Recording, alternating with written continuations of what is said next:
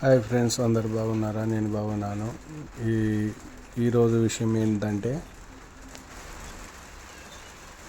Guest హౌస్లో land cleaning చేస్తారు. దీనిలో చదువుని చేస్తారు.